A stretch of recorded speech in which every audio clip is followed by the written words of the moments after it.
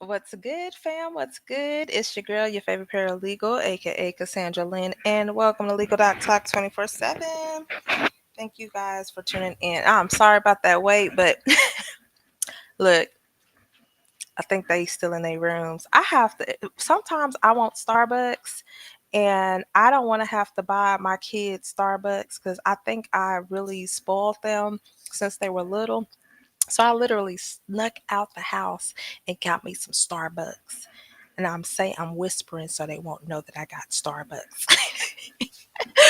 But thank y'all for patiently waiting.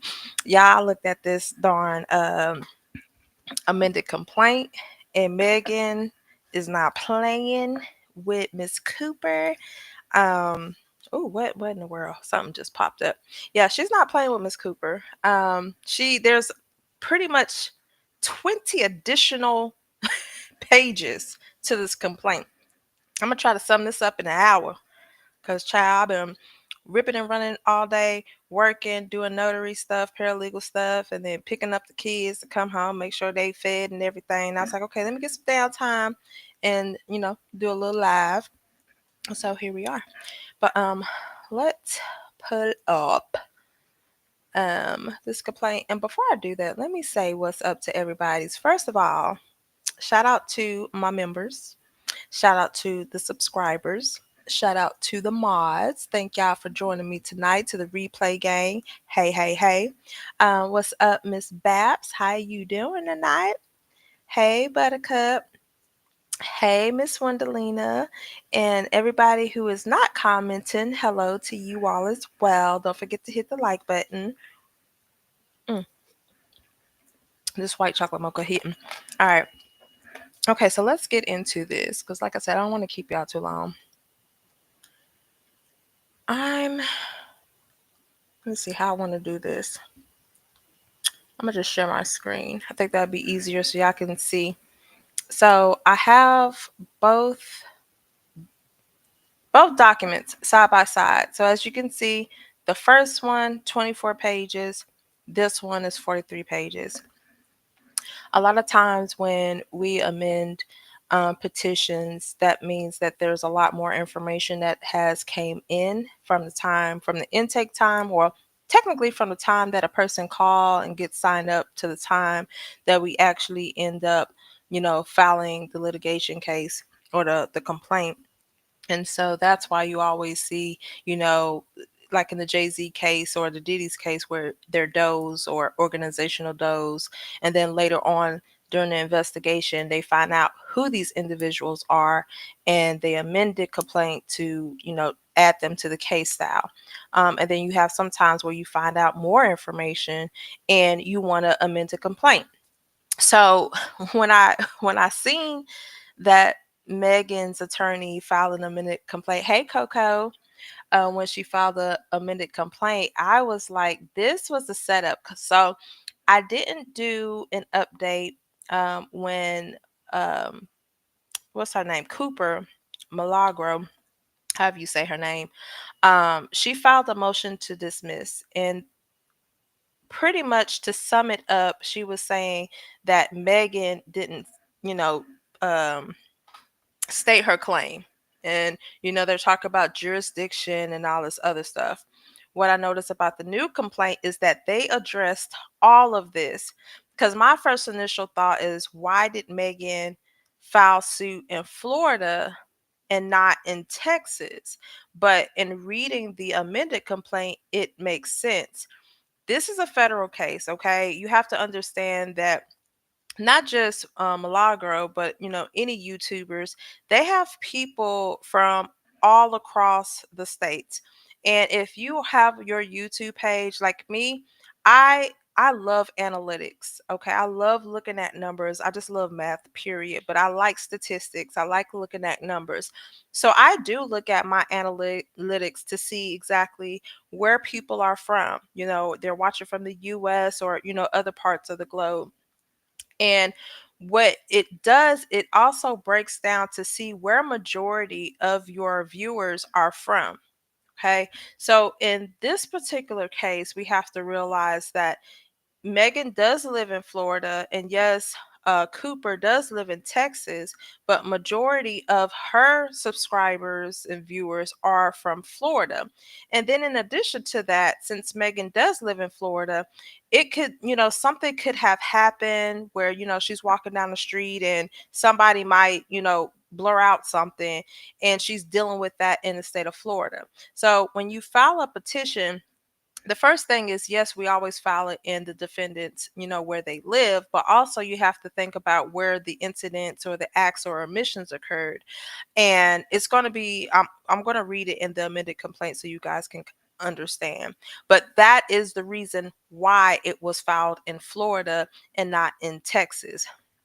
So I'm not going to go over the first complaint because I've already done that. If you haven't, if you want to compare, definitely go back and watch the previous video and you could catch that there. But for now, I'm going to just hop on to the amended complaint. And what I love about this, let me take this down. What I love about it is it's like when when Cooper filed that motion to dismiss, it was like, think about basketball. It was like a setup. You know how somebody is about to do a dunk, but that person throws the ball to them and then the other person dunks it. That's how it pretty much went here. Like Cooper threw her the ball and Megan dunked it because now she amended the complaint to add defamation and other causes of action. So that was a pretty good setup. That was a pretty good setup. That's a very good question. I don't know. And I thought she was in LA, but since everything happened, I could see why she moved from LA. But I don't know why she picked Florida. I would have came back to Texas. All right. So and I'm sorry, I'm just slurping everything on the on the mic. My bad. But I hope y'all having a good evening. So, if you wash the dishes, cooking, or whatever, just listen. Just listen. And for the first time at the end, I will let a few people up if they want to come up and ask questions or give me your take on this legal matter, and we'll leave it at that. All right. All righty. So I'm gonna read, and I was trying to see what parts were updated, but pretty much there was a lot added. So I'm like, let me just go through the complaint with everybody so that way we don't leave anything out. Like I said, if you haven't read the previous petition, go back to my other video and I go over it there, and then you can come back and watch this if you got some time so you can kind of see what the difference are. But mind you, um, Cooper set this up when she filed that motion to dismiss and stated that Megan didn't, state her claim and, talking about jurisdiction. That set up this amended complaint to address all of the issues in Cooper's motion to dismiss. So it reads, pursuant to Federal Rule of Civil Procedure Rule 15A1, plaintiff Megan Pete hereby files the first amended complaint as a matter of course against Milagro Elizabeth Cooper. Ms. Pete alleges the following facts upon her knowledge and upon information and belief. All right, so I'm telling you, all of this has been amended. So it's some more juicy stuff in here, but I want you guys to understand the biggest thing, especially in the YouTube world, is defamation. A lot of people don't understand the different levels of defamation and how that can put you in jeopardy as well. So keep that in mind. So, nature of the action. Defendant is a long time mouthpiece of Daystar Peterson, aka Tory Lanez, a convicted felon who pow-powed Miss Pete in 2020 and has been working with him ever since to falsely brand Miss Pete as an incompetent liar and alcoholic. As part of their vendetta, defendant spreads vicious and hateful rumors about Miss Pete to defendant's over 100,000 social media followers, causing Miss Pete extreme emotional distress. Defendant's malicious intent is clear. discredit and shame Miss Pete because of her testimony at Mr. Peterson's trial, which ultimately landed him in prison, where he is currently serving a 10-year prison for pow-powing Miss Pete. Even from behind bars, prison calls show Mr. Pete is still orchestrating his campaign with Defendant as his mouthpiece. Mhm. All right, let's see what we got. All right, so since Mr. Peterson 2020 indictment for felony assault with a firearm after pow-powing Miss Pete to his later conviction in December 2022, the trial, upon through today, defendant has performed Mr. Peterson's bidding by spreading malicious falsehoods about Miss Pete. Defendant does so by engaging in disgusting acts of harassment directed at Ms. Pete on defendant's online social media platforms. The only purpose of her statements are to bully, harass, and punish Ms. Pete for Mr. Peterson's conviction, to tarnish her reputation, and to cause her severe emotional distress. And you don't have to like Megan. I'm a Megan fan, but you don't have to like her. But I think we all can agree that if somebody, I've seen it, I've heard it, not just on YouTube, but just like out and about. If you say Megan Thee Stallion, somebody has an opinion about her, and it's a very negative opinion. That's that false light. That's crazy. The lengths to which defendant has gone to harass and maliciously injure Miss Pete knows no bounds. For example, she has promoted a deep fake um, pornographic video artificially depicting Miss Pete purportedly engaging in sexual acts without her knowledge or consent. After defendant's promotion of this video led to a firestorm of negative reactions from others, defendant doubled down in a YouTube video on June 9, 2024, claiming Miss Pete was a professional victim and denying any wrongdoing. But defendant is wrong. Her conduct was an unlawful promotion of an altered sexual depiction that caused and was intended to cause Miss Pete severe emotional distress and reputational harm. Defendant also defamed Miss Pete and sought to destroy her reputation by spreading falsehoods, repeatedly asserting that Mr. Pete is a liar. Miss Pete is a liar who perjured herself in the trial, falsely accused Mr. Peterson of a felony, and is continuing to lie to the courts. Incredibly, defendant has continued to spread such defamatory falsehoods even after Mr. Peterson was found unanimously guilty by a jury beyond a reasonable doubt for the exact crimes Ms. Pete testified that he committed.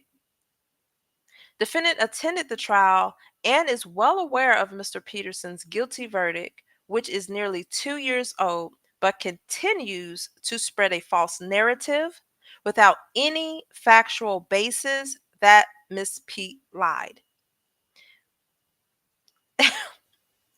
That last sentence is it. That is it. Why do people find it fascinating, beneficial, prosperous to continue to spread a false narrative? Because what happens is people feed into that. I've been on YouTube for about a year. I've been as far as my channel, I've been doing it for about 5-6 months.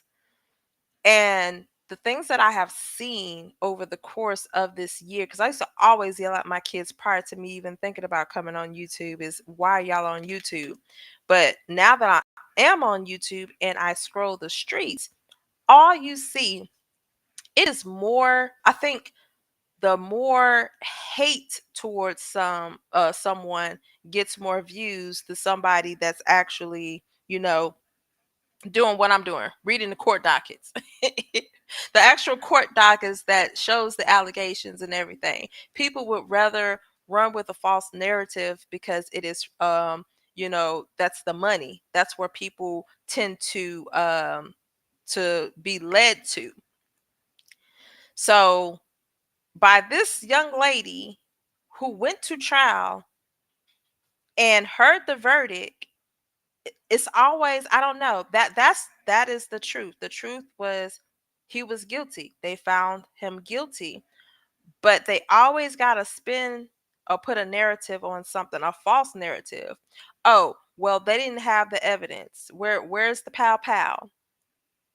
Or what else did they say? What else did they say? It was some other stuff that they said. Pretty much everything was a lie, and people run with that, and that's what spreads like wildfire on these internet streets. But let's continue. Defendant has even publicly admitted the spreading misinformation about the trial. She first promoted the frivolous conspiracy theory that Miss Pete was never injured by a gunshot wound, but simply stepped on broken glass. Okay, so if I would have kept reading, I would have, um, I would have known that. So she's saying that she was never pow pow. She stepped on glass. Then she claimed that if Miss Pete was indeed pow powed, it was not Mr. Peterson who did it, and later falsely claimed that Mr. Peterson is an innocent man stuck behind bars because the firearm from the pow powing is missing and cannot be tested. A complete lie. After perpetrating this misinformation campaign, defendant finally, on November 19, 2024, admitted her claims was bogus. Oh, so now that you are in a lawsuit, right? You are now telling us that your claims were bogus. I ain't got no tea to sip, but I'm gonna sip my Starbucks.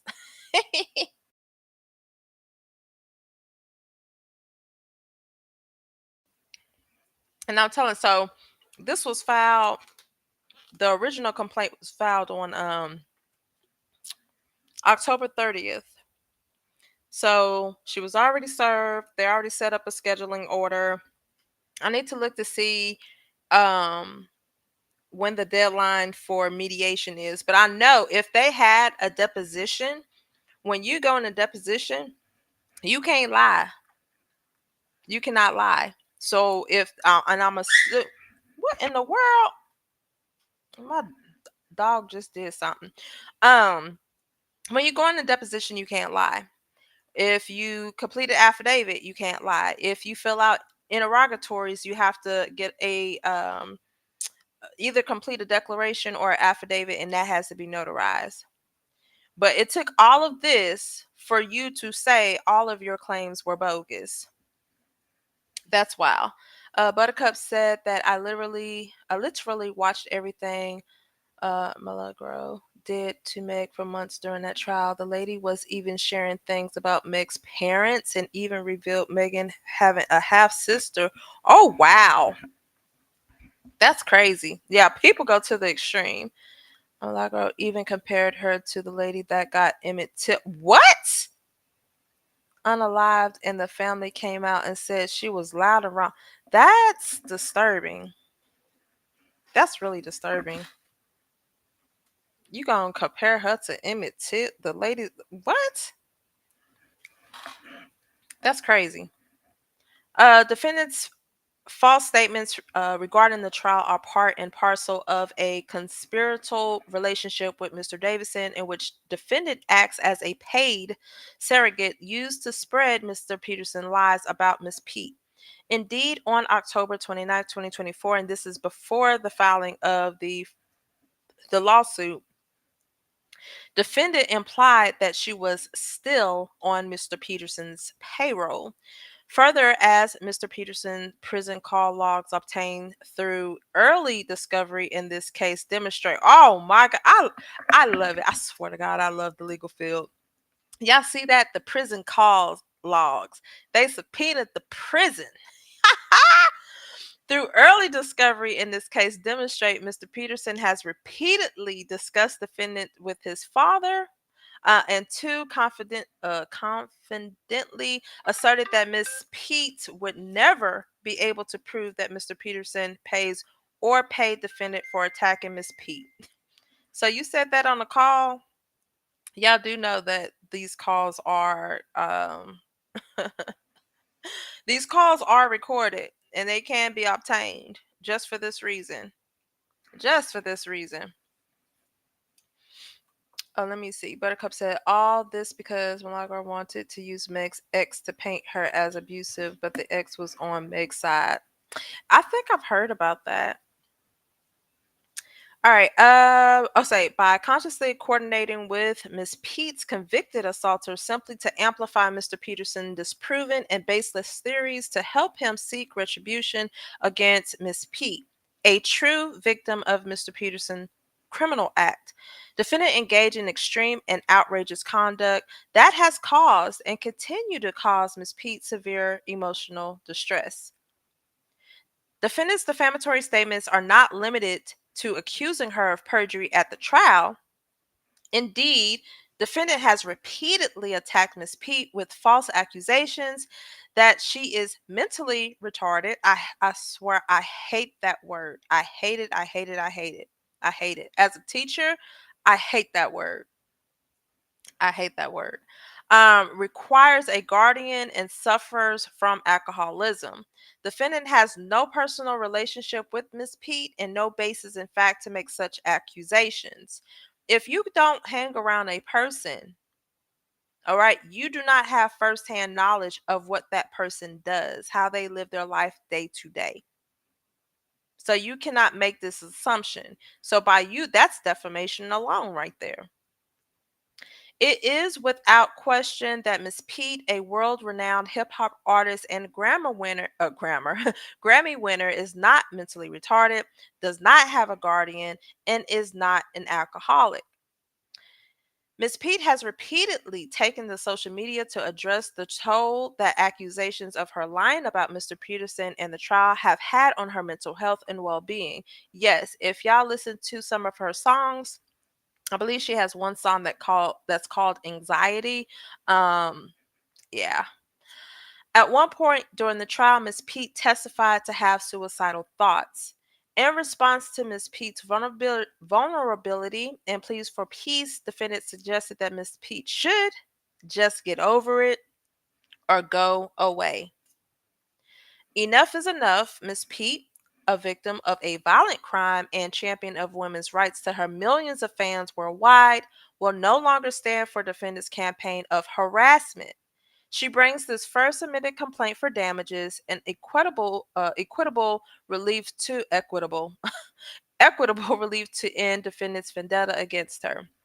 Now, the next thing that we're going to go into is the parties. So, in the previous complaint, it was very vague, but in this amended complaint, they have more detail and it's giving you reasons as to why this lawsuit was filed in the state of Florida and not Texas. Let me see. I'll read these few comments. She definitely has connections to Tori's father, Sunstar. Wait, is that his name for real? Sunstar? Please be playing with me because I really don't know. It's ableist.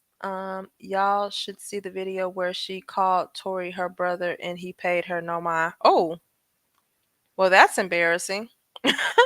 That's embarrassing at all. So let's pay attention to the parties and the jurisdiction and venue sections. So the plaintiff, Megan Pete, a performance artist also known as Megan Thee Stallion, is a citizen of Florida who permanently resides in Miami, Florida. Since 2021, Ms. Pete's primary and permanent residence is and has been in Florida. She pays state taxes in Florida. Florida is the principal place of her business.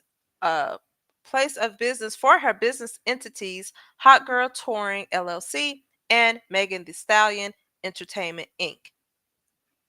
Her personal possessions, such as cars, clothing, awards, and her pet dogs, stay and remain in Florida when she travels for business.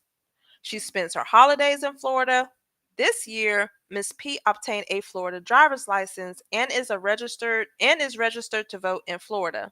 In sum, Ms. P intends to stay and remain in Florida. So, if that that should confirm to everybody that, okay, she is a Florida resident. Wait, yes, the father's name is Sunstar and Tori's. Oh, that's weird. Defendant. Milagro Elizabeth Cooper, who is also known as Milagro Gramz or Mob's World, is a citizen of Texas who permanently resides in Houston, Texas. Defendant Cooper's Mob's World website lists a Houston, Texas address and its permanent address. Oh, I'm sorry, as its permanent address. She has over 100,000 followers, some of whom are Florida residents, and therefore received her salacious and defamatory statements about Miss P. All right, so that's the first part. Second part is the jurisdiction and venue, because mind you, in the motion to dismiss filed by Cooper, she was like, okay, she didn't say her claim, nor does she have any type of jurisdiction, but they're going to tell you why they got jurisdiction in the state of Florida. I'm not going to read that part. All right, so 14 reads, the court has personal jurisdiction over defendant. Defendant published defamatory material on the internet, intentionally making her defamatory statements instantly available to anyone with an internet connection. By publishing defamatory statements about Ms. Pete, a Florida citizen, defendant directed her false statements regarding a Florida citizen to readers worldwide, including those in Florida. Upon information and belief, numerous third parties in Florida access defamatory statements in Florida. So this is why I was saying about the analytics. So you can get the analytics for YouTube, Twitter, any social media platform, and you can see where your audience is from. And so that's why they're able to include this language in there and say, okay, it's this jurisdiction is, well, the court has personal jurisdiction because Florida residents access this defamatory statement. Accordingly, defendant committed torturous acts within the state, and they cite a Internet Solutions Corp versus Marshall, where in that case it says holding a non-resident defendant commits a torturous act in Florida by virtue of posting defamatory statements about a Florida resident on a website accessed in Florida. Defendant has minimum contacts with Florida such that the exercise of personal jurisdiction over her comports with the traditional notions of fair play and substantial justice and is consistent with the Due Process Clause of the United States Constitution. Defendant's intentional tort of defamation was purposefully directed at Ms. Pete, a Florida resident, and the brunt of harm was felt by Ms. Pete in Florida.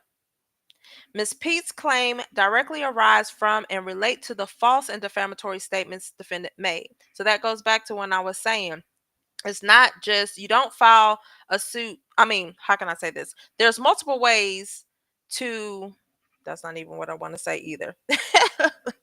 There's multiple reasons as to why you can file suit in another state besides where the defendant lives. It's based off of the acts and omissions. Where did those occur? All right. So Megan wasn't she was in Florida, and the acts and omissions occurred in Florida because there was access to by the internet to Florida residents, Floridians. Okay. Hope that made sense. So the venue is proper in Miami Division of the United States District Court for the Southern District of Florida because the defendant published defamatory statements to a wide audience that includes persons who reside within the Miami Division. Defendant caused substantial harm to Ms. Pete's personal and professional reputations in Florida. Additionally, a substantial part of the events giving rise to the claims stated in this action occurred in the Southern District of Florida. All right, so that's the reason why it's in Florida. So she can't come back and say, hey, y'all don't have jurisdiction, but yes, they do. Hey, Lady Pat, how are you doing? Yes, I hope you're having a great day too. Well, it's 8:35 where I am. All right. And when I tell y'all everything has changed in this complaint, everything has. So I might have to do a part 2, but we're going to see how much. We have 30 minutes right now. Let's see how much I can do in 30 minutes. All right, so factual allegations. So this is a new part. So Section A states the criminal trial and conviction of Mr. Peterson. To understand the context surrounding the defendant's defamatory statements, it is imperative to understand the history of Mr. Peterson's criminal conduct against Ms. Pete, his trial, and his conviction on 3 felony charges, which resulted in Mr. Peterson's 10-year prison sentence. On July 12, 2020, the Los Angeles Police Department conducted a traffic stop on Mr. Peterson's car after it received reports of shots fired or pow-pows fired in the Hollywood area, and Mr. Peterson's car matched the suspect's description. During the traffic stop, police discovered a firearm, warm to the touch and with its magazine fully emptied, underneath the floorboard where Mr. Peterson was seated, and arrested him on charges of carrying a concealed weapon. On that night, Miss Pete was present in the car with Mr. Peterson and his driver, along with Kelsey Harris, Miss Pete's former best friend and assistant. Through the course of the traffic stop, it was discovered that Miss Pete had injuries to her foot. She was taken to the hospital for treatment. On July 15, 2020, Ms. Pete announced via social media that the injuries she suffered on the night of Mr. Peterson's arrest were pow-pow wounds. Later on August 20th, 2020, Ms. Pete publicly identified Mr. Peterson as the person responsible for pow-powing her. On October 8, 2020, the the Los Angeles County District Attorney's Office charged Mr. Peterson with felony assault with a semi-automatic firearm for the injuries he caused Ms. Peterson on July 12, 2020. The DA's office later added charges for illegal possession of a firearm and neglect discharge of a firearm. On December 12, 2022, Mr. Peterson's trial began. The following day, Ms. Pete took the stand as a witness for the prosecution and a victim of Mr. Peterson's crimes. Ms. Pete testified on the night of the shooting. She exited Mr. Peterson's car and was walking away with her back facing Mr. Peterson when Mr. Peterson pointed the pow-pow at her, said, "Dance, bitch," and fired 5 shots at her, causing gunshot wounds to her feet. She also testified to the trauma she has faced since the shooting. I don't know why I thought about Harlem Nights when there was what was her name? Della Reese, God rest her soul. She was talking about my pinky toe, but that's not funny. I love Meg, but I don't know why I just went back to that. Let's see. Miss Pete stated, "Because I was pow-powed, I have turned into some kind of villain, and he's the victim. This has messed up my whole life. The whole situation in the industry is like a big boys club. I'm telling on one of y'all friends. Now you're all about to hate me." Ms. P also testified to the online backlash she received from individuals who claimed that she lied about the fact that Mr. Peterson pow-powed her, or that she was even pow-powed at all. Ms. Pete stated, "I can't even be happy. I can't hold conversations with people for a long time. I don't feel like I want to be on this earth. I wish she would have just blank and unalive me. If I knew I would have to go through this torture. That is sad." She also testified to suffering from suicidal thoughts since the powing. Miss Lady Pat said, "Since this happened, there's a lot of people who went against Meg. I think this is crazy. I mean, talking a whole lot of stuff. Just leave her alone and let the law handle it." And that's all people have to do. That, hey, you ain't gotta tell me twice. I'm gonna let the courts handle it. I'm not talking. I'm not going back and forth with anyone. I wish you would have done this sooner, to be honest.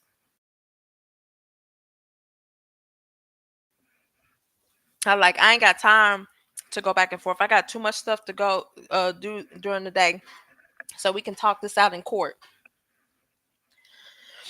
Um, alrighty. So let me take this down. Okay. Defendant was present in the courtroom for the entirety of the trial, including Miss Pete's testimony. So that girl was there. That's crazy. On December 23rd, 2022, after a 2-day deliberation, the jury returned a unanimous guilty verdict, finding Mr. Peterson guilty beyond a reasonable doubt of all 3 felony charges brought against him for the shooting of Miss Pete. On December 12th, 2023, Mr. Peterson filed a writ of habeas corpus challenging his conviction, and I went over that in another video too. On February 26, 2024, Mr. Peterson filed an opening brief to appeal his conviction, and on October 23rd, 2024, Mr. Peterson filed another writ of habeas corpus challenging his conviction. The Attorney General of California has opposed Mr.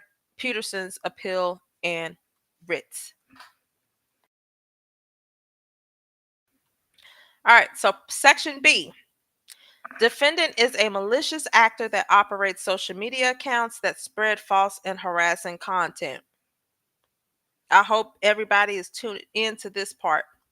I'm going to read it again. Defendant is a malicious actor that operates social media accounts that spreads false and harassing content. 26 says defendant is an online social media personality. She controls and operates X, which is formerly known as Twitter, accounts under the name Mob's World, Ninja Girl, and Milagro Gramz, Instagram and TikTok accounts under the name. I ain't reading all that. All right, so defendant has the power to determine the subject matter and specific content that is published on her social media accounts and to remove or refrain from publishing content if she chooses. Defendant is the sole speaker, writer, and or editor of every post on her social media accounts. Collectively, across her social media accounts, defendant has over 100,000 followers.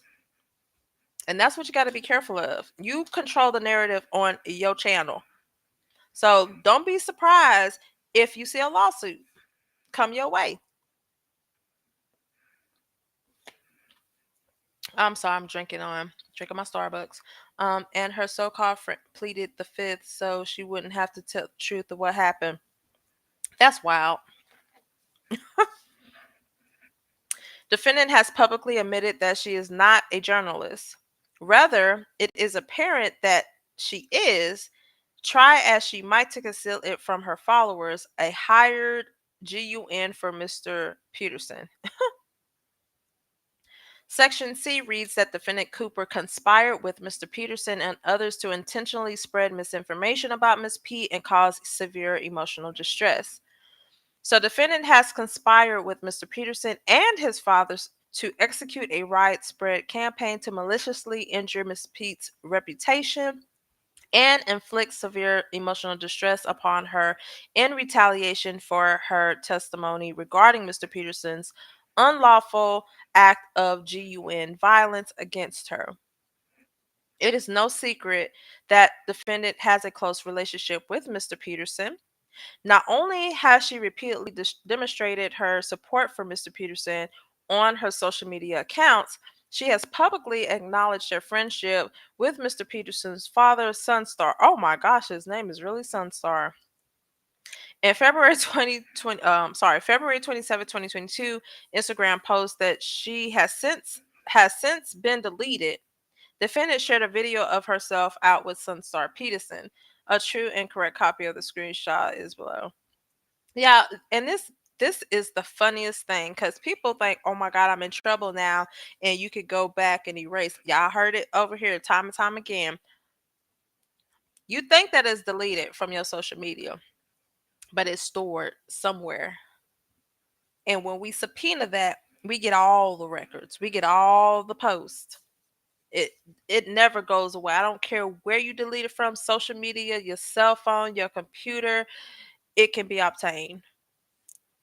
Anything that we want to know, we can find out. We just got a subpoena.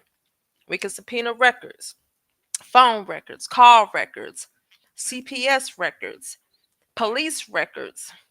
Any records we need to prove our case during this litigation, you best believe we can get them.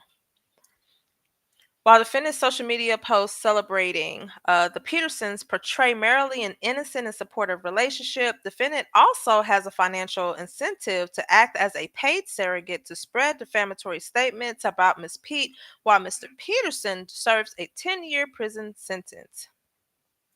Yeah. She on the payroll, baby. What's up, Gold Digger? What's up, Mercedes? In Oh, let me see. In an October 29, 2024 live stream posted to her social media accounts, defendant implied that she is still on Mr. Peterson's payroll. This is consistent with statements made by defendant's former best friend, King Noor, who exposed defendant for working alongside Mr. Peterson to smear Miss Pete's reputation. King Noor stated that defendant talks to Tory Daddy in an effort to leak information to the press that comes from Mr. Peterson himself. Moreover, as Mr. Peterson prison call logs demonstrate, Mr. Peterson has repeatedly discussed defendant with his father. In one phone call, the Petersons confidently asserted that Miss Pete would be unable to prove that Mr. Peterson paid defendant for attacking Miss Pete. This is this right here. You just pretty much told on yourself. Like, why people don't think that records can be obtained. Call records, phone records, in and out, text messages, photos. I don't know. Ain't I can't even say ain't he from Canada because I used to live in Canada, so it don't have nothing to do with being a United States citizen or a Canadian. It's like, how dumb can you be? 34 says on information and belief, defendant has also coordinated with Mr. Peterson criminal defense attorneys, the same attorneys who have now agreed to represent her in the civil lawsuit, to spread misinformation related to Mr. Peterson's trial, conviction, and appeal. As an early example of defendant's relationship with Mr. Peterson's prior criminal defense attorneys, defendant released confidential information to the public ahead of its disclosure in court in an attempt to manufacture a false narrative about Mr. Peterson and rally the public against Miss Pete. I'm surprised she didn't get in trouble for that. That's wild. Put my house coat on because I'm cold. Let's see where I left off at.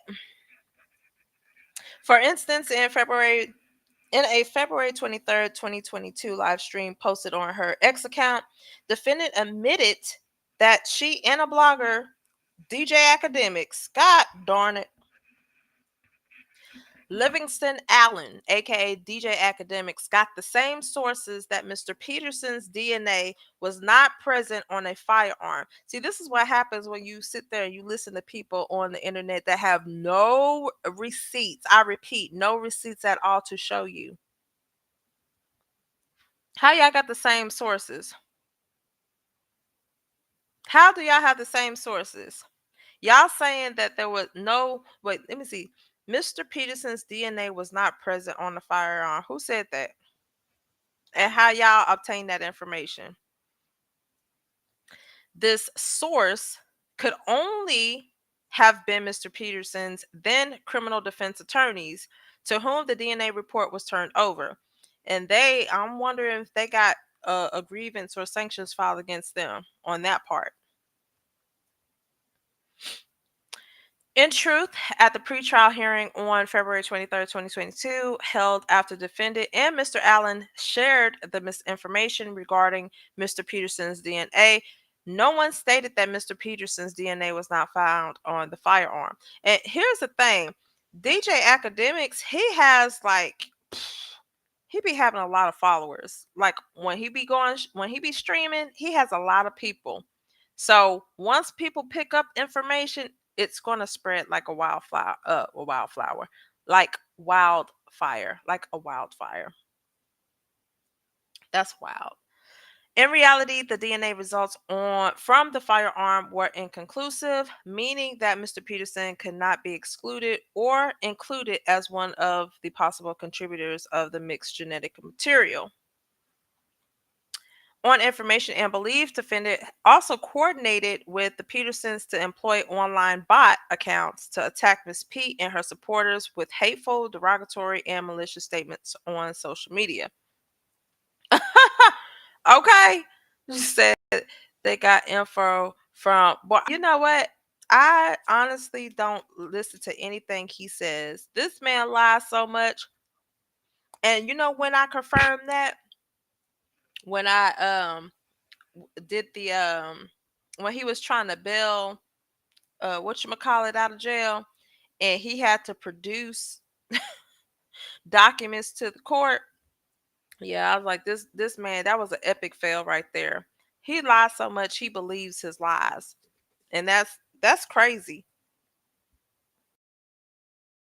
But hey, lies sell. Do you think anybody want to interview anyone if they're telling the truth? Majority of the time, no. The drama sells, the misinformation sells, and with no receipts at all.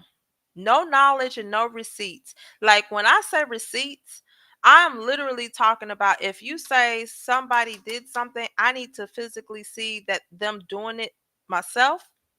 Or if you said, I got this information from somewhere, I need to see that information. And you have to be able to verify that information. But people don't do that no more, I guess.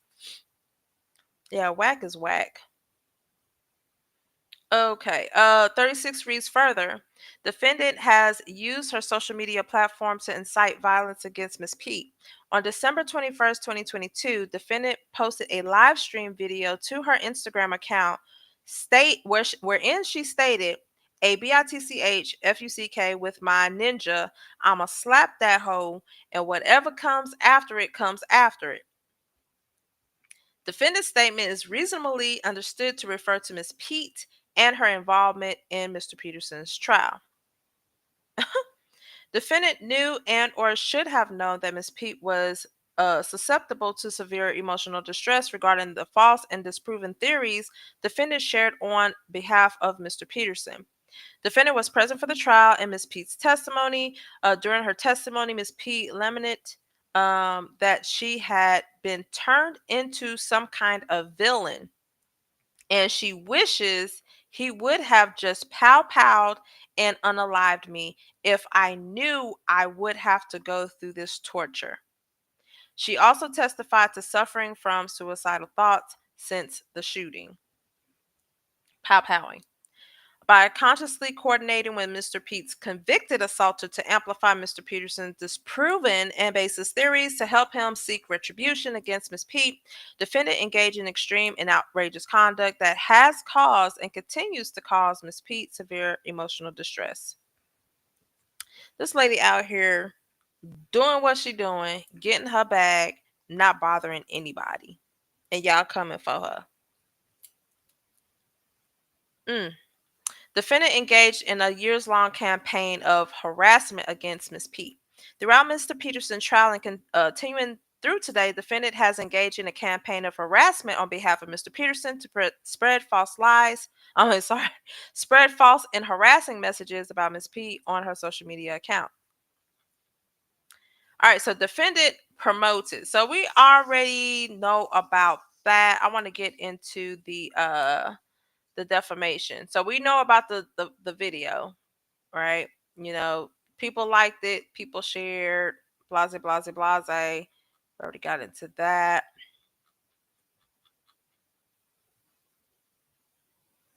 Defendant engaged in campaign of spreading malicious falsehoods regarding Ms. Pete.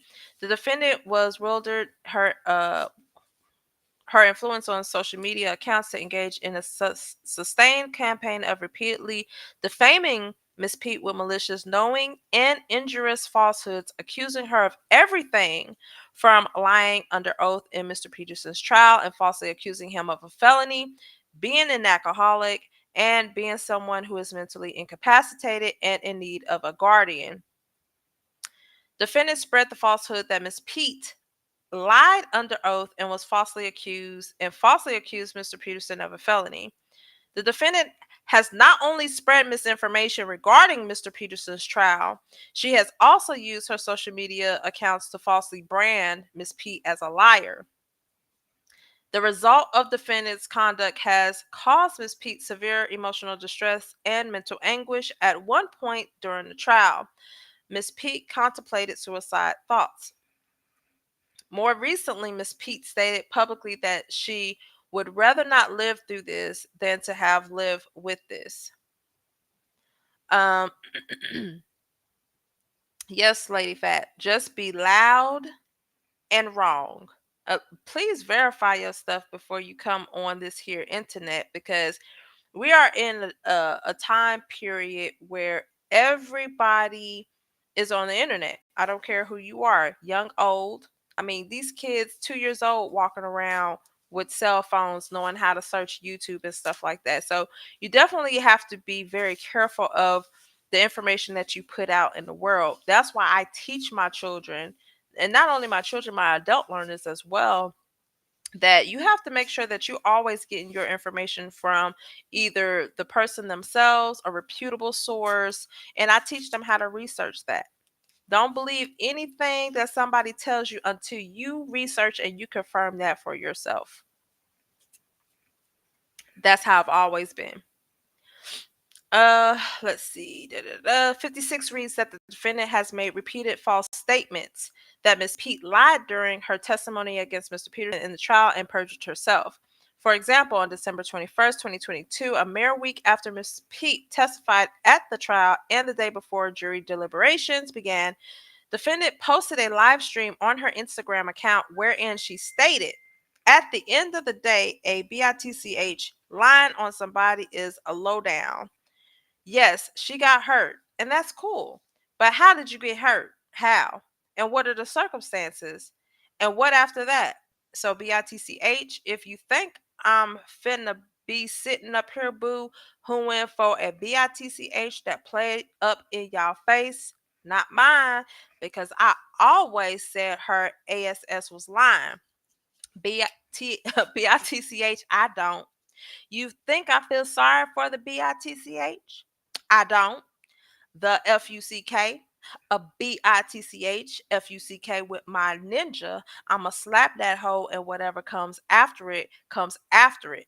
I hope I emphasize that for y'all.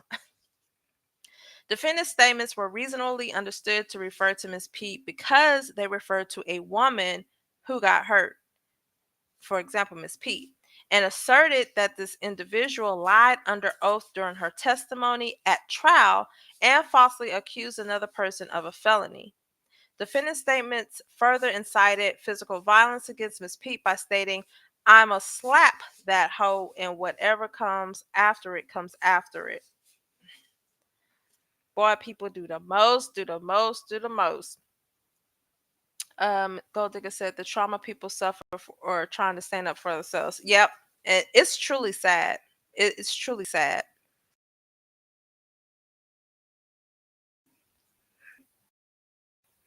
Sorry, I was taking a sip of my Starbucks. 57 reads, additionally, on or around December 21st, 2022, defendant posted a statement to her X account that accused Ms. Pete of being a non-credible witness who falsely accused Mr. Peterson of a felony. And they attached the post. I think we read that already. And I'm saying on the other video, the above statement is reasonably understood to refer to Ms. P as a non-credible witness and to assert that she falsely accused Mr. Peterson of a felony and gave false testimony under oath. Hold on, my darn nightlight about to come on my computer because by 9, maybe I shut it down. All right. Orton was found guilty by a jury of his peers of pounding Ms. P. Incredibly, despite the defendant being fully aware that Mr. Peterson had been found guilty, she nonetheless knowingly persisted in pressing the narrative that Ms. P lied and claiming Mr. Peterson powed her. On June the 22nd, 2023, ex-user account Holiday K shared audio of defendant wherein she stated, "I believe that this is exactly how they feel about you, Megan. I believe that this is exactly how they feel about you. We know you a lying ass hoe, and you have absolutely ruined Tori's life." Defendant further endorsed that post by liking it from her own Twitter account. Once again, defendant's statements is reasonably understood as asserting that Ms. Pete lied under oath and falsely accused Mr. Peterson. So this whole thing is the defendant was actually sitting in the courtroom. She seen the unanimous or heard the unanimous verdict. The man is in jail. They had the pow pow. They did the ballistics on it and found his pretty much his DNA on it. So like really? And you're still out here putting out false narratives and you think nobody, like, you can only do so much to a person. I'm not letting that slide. I refuse to let that slide. You have one time with me and I'm filing a lawsuit. We're going to nip this in the bud before it even gets further than this. I know, and Megan was going through a lot during that time because she was also going to school. She was also in college while trying to maintain her career. Let's see. The following month, July 23rd, 2023, defendant posted on her ex account. He pow-powed her because his ego was bruised. She's the biggest star. That's never been a fact and damn sure ain't one today. Tory Lanez is behind bars, presumed guilty, getting better numbers and charting. Defendant's ex post included images of Mr. Peterson and Miss Pete's respective Spotify profiles, which listed each artist's amount of monthly listeners. Defendant's statement is reasonably understood as asserting that Miss Pete lied under oath in about the fact that Mr. Peterson pow-powed her, that it has never been a fact, and Mr. Peterson pow-powed Miss Pete, and that Mr. Peterson is presumed guilty as a result of Miss Pete's alleged false testimony and accusations. Let me see how many. Oh, he got what, 22 million? Wait, I see a comma. I see a comma. I see a comma. But I mean, at the end of the day, it still don't matter why you come. I don't even know no Tory Lanez songs. I probably do. Then again, on August 7th, 2024, after posting the reference to an entirely unrelated lawsuit a former videographer filed against Miss Pete in 2024, and Miss Pete's motion to dismiss in that lawsuit, defendant falsely stated on her ex account, "Was Megan Thee Stallion caught trying to deceive the courts again?"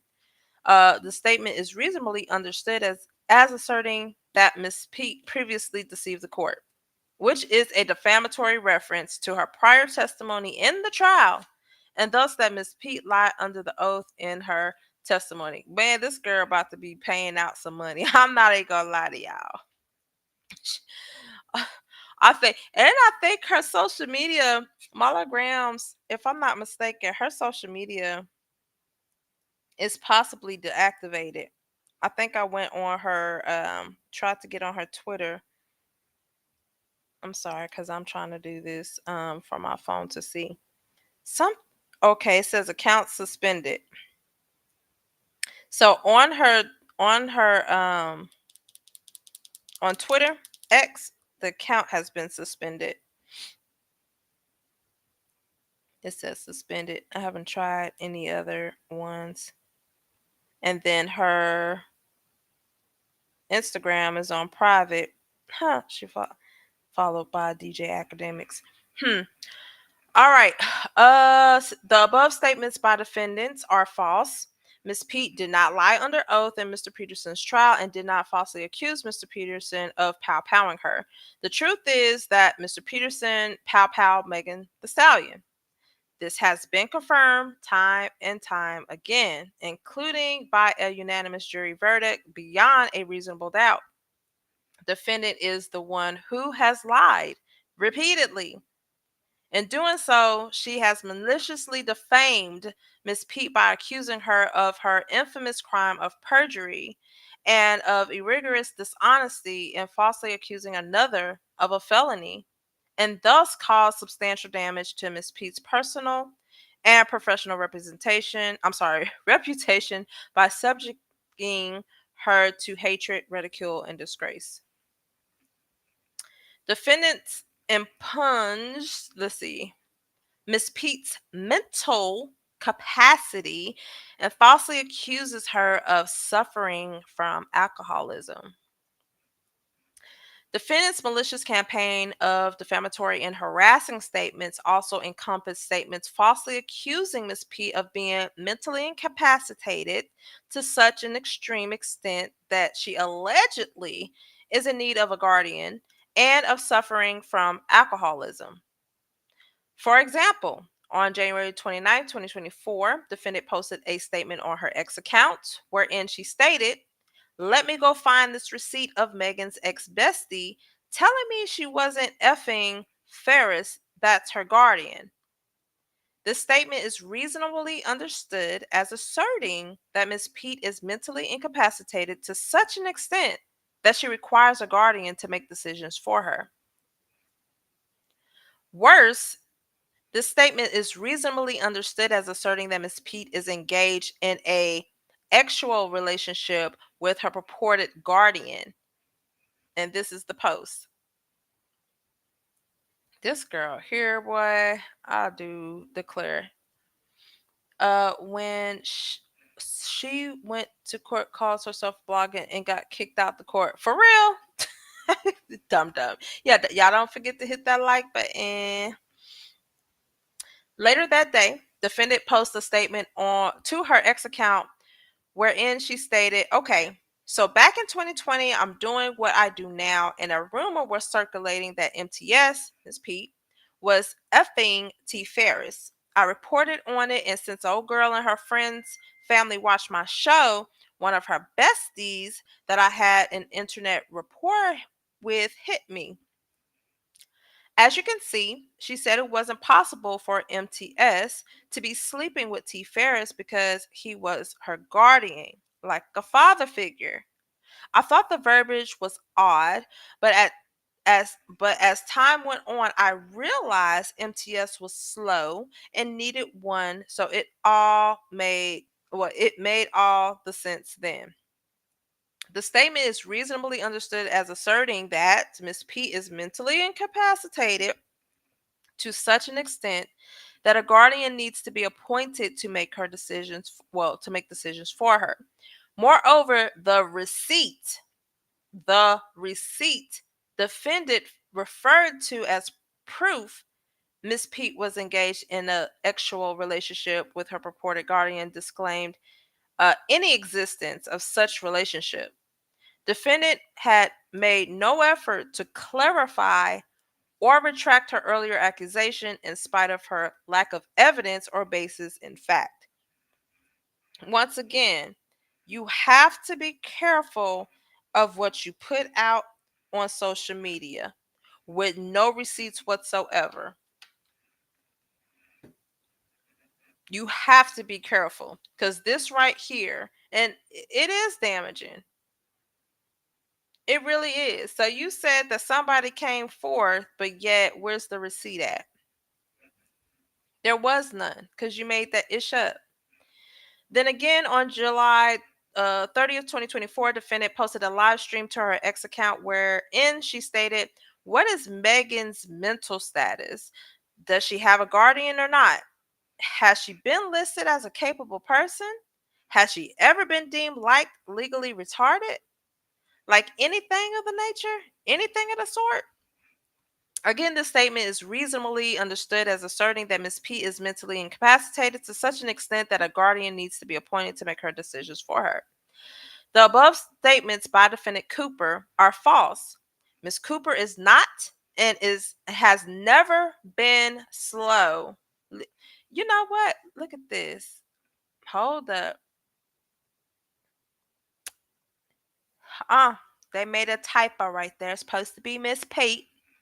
So Miss Pete is not and has never been slow, legally retarded, or incapable, incompetent, or of incapacitated mental state. She is not and has never been in any state of or condition for which a guardian or conservator would be appropriate under any circumstances. She does not now have, nor has she ever had, a guardian or a conservator.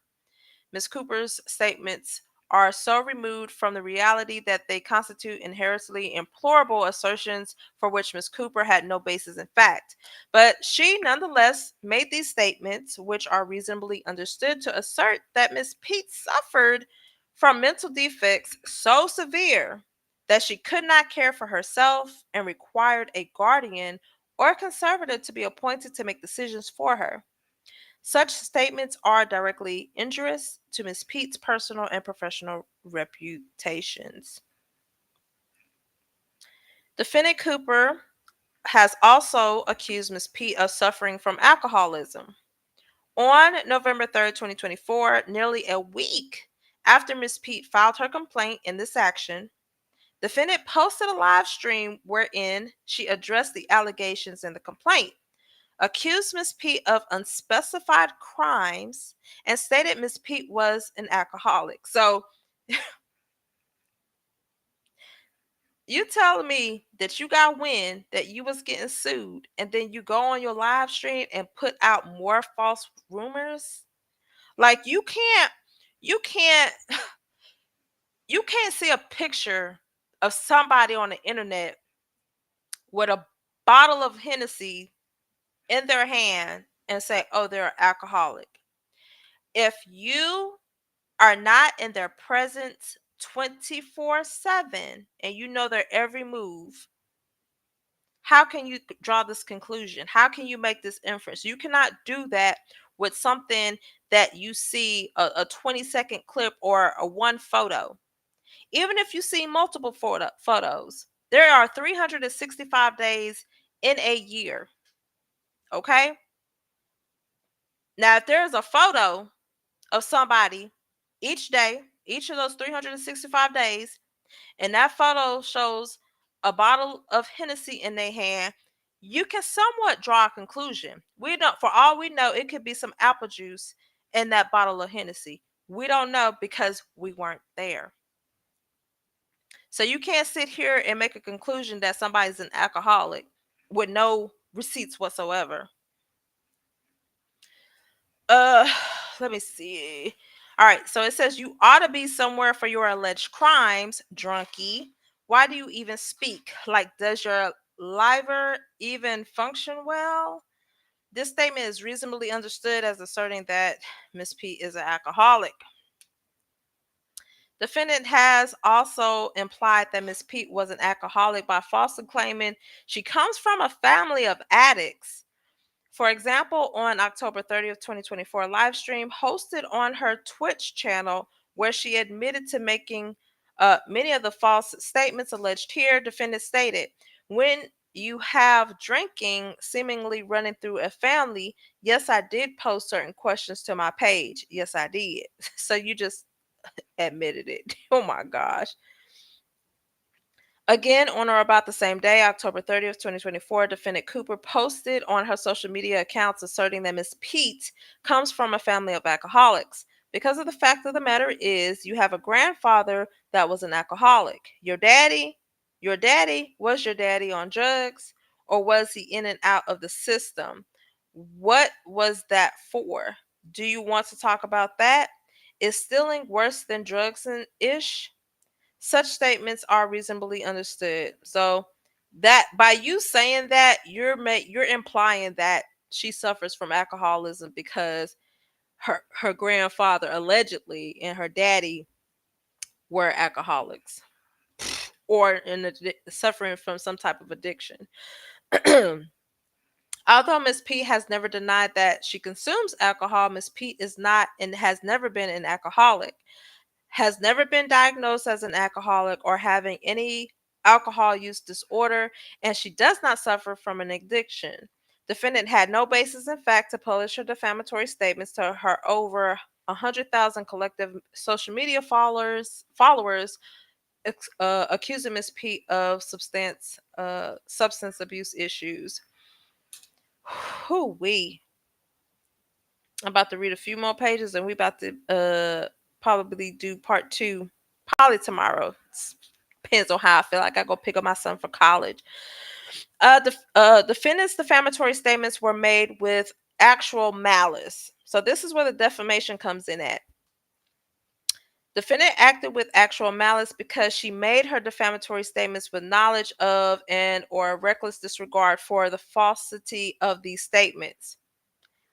In a nutshell, she knew, and when I say she, Defendant Cooper knew that none of this stuff was true. And there's no way for her to prove that any of it was true.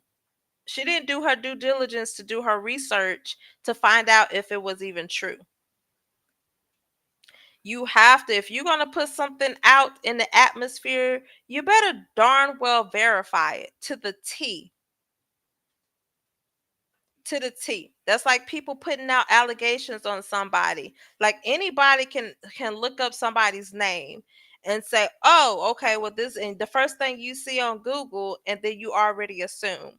You can't do that. You have to ensure that you are doing your due diligence and you have the correct person, because names are common. Some names aren't. But for those that are common, and you can do a little search, type in somebody's name that you know, and click on images, and you'll see all the people with that same name. So you have to do your due diligence. You can't just be out here putting out false information. What's up, Naughty? What's up? What's up? What's up? So Cooper, even though she was at the trial, she heard the verdict, she still is continuing to say that Mr. Peterson is innocent and that Meg Thee Stallion has lied under oath, which is a felony. You cannot lie under oath. Defendant's malice in defaming Ms. P is also evident from the fact that she has admitted to spreading misinformation and falsehoods about Mr. Peterson's criminal act of GUN violence against Ms. P. Defendant's falsehoods of and concerning Ms. P, as well as her misinformation campaign about the trial, generally reflect the defendant's deep-seated ill will toward Ms. P and her intent on pressing a preconceived and false narrative at the behest of Mr. Peterson. And here's the crazy thing, because in the beginning, she came out and said, what was that, in November, that she admitted that she was spreading misinformation. But it took all of that after you got sued and you realized this wasn't a game. Hey, you make your bed, you lie in it. Okay, so they're talking about the pow pow, because, and this is the crazy thing. This is another thing she said. Defendant has repeatedly promoted at least 3 false and debunked theories. First, there was no firearm recovered at the crime scene related to the trial, and if there was, the LAPD lost or misplaced it. I did update you guys and stated there was a declaration from the evidence department that said the pow pow is still in their possession. I think there was another declaration from a member of the forensic team that said they did the ballistics and everything on the weapon. So that theory was shot down. Two, Mr. Peterson was not the person who pow powed Miss Pete, but yet the jury unanimously found you guilty. And the third debunked theory, Miss Pete did not suffer a pow pow wound as a result of Mr. Peterson's criminal assault, but rather suffered injuries as a result from stepping on broken glass. But they found fragments in her foot. And this girl knows this because you were sitting in the courtroom and everything comes out in the courtroom, all of the exhibits, every single thing. But yet you walked out of this courtroom and you lied. I hope Megan get everything that she freaking deserves. Hold on, let me see what all we have on here. I think I might do a part two. I can't even remember where I left off at. But I think I'm gonna put a pause on there because I really want to get into the defamatory statements because that is the biggest part. Ooh, they got a lot of stuff going on.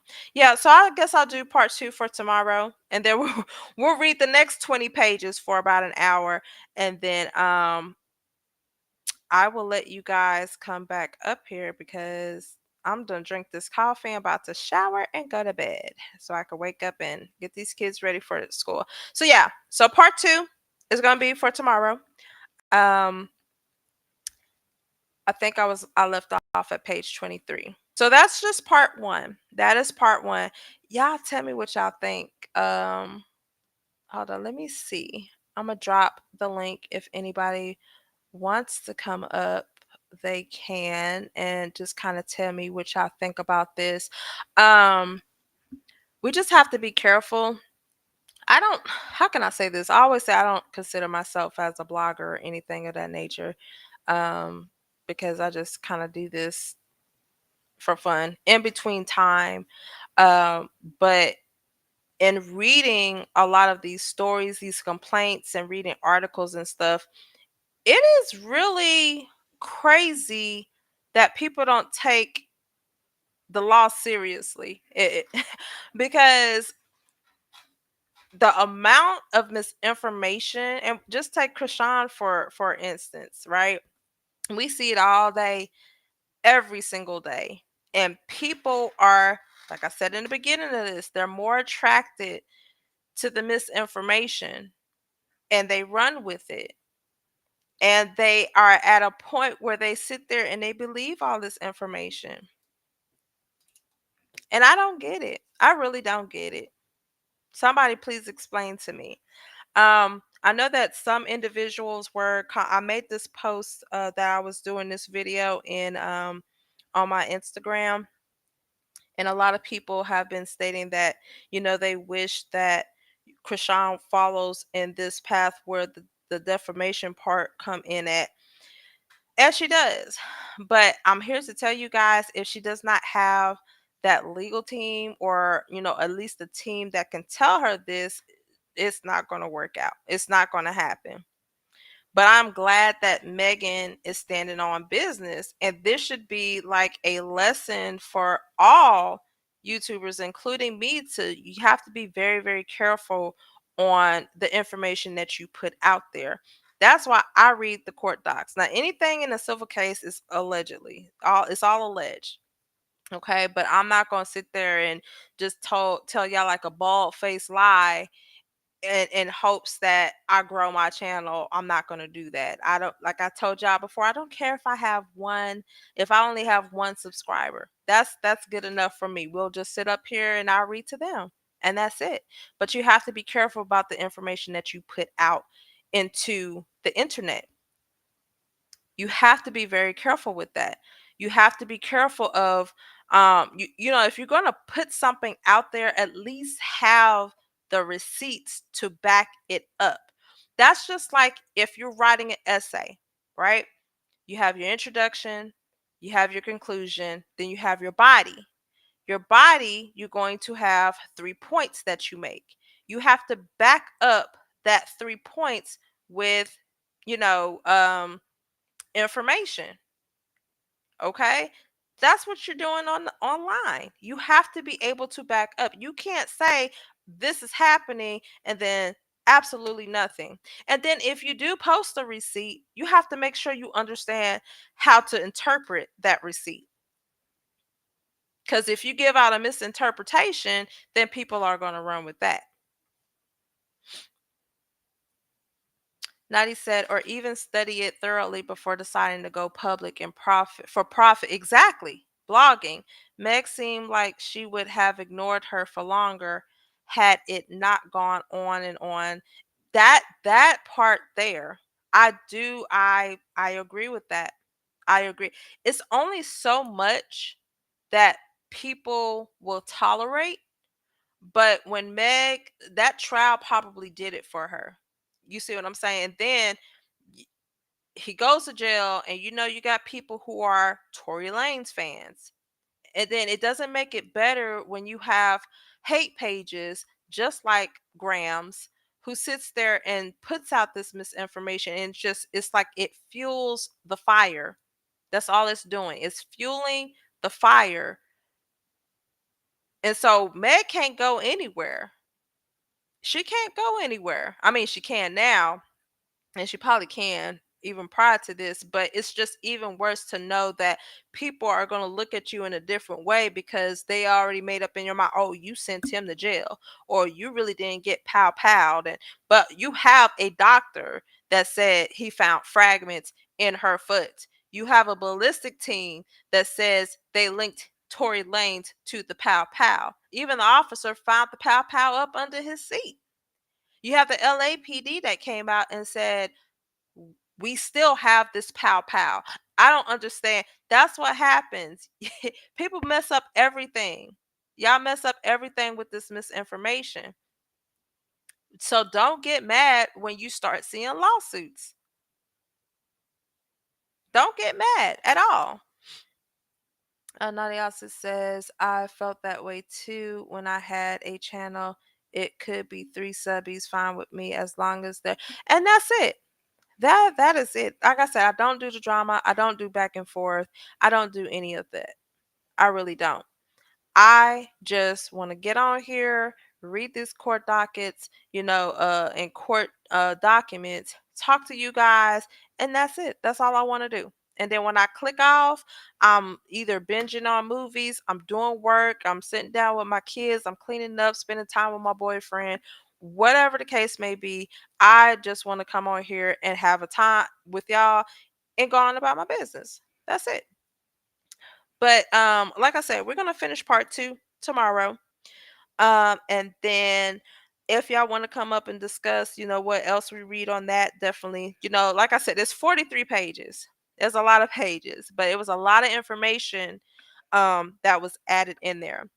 So to kind of sum everything up, everybody should now understand why Megan decided to file it in Florida, and understand why defamation was added to this. Because I was wondering when I was reading the original complaint as to why she didn't add defamation to it, but she did this go round, which is good.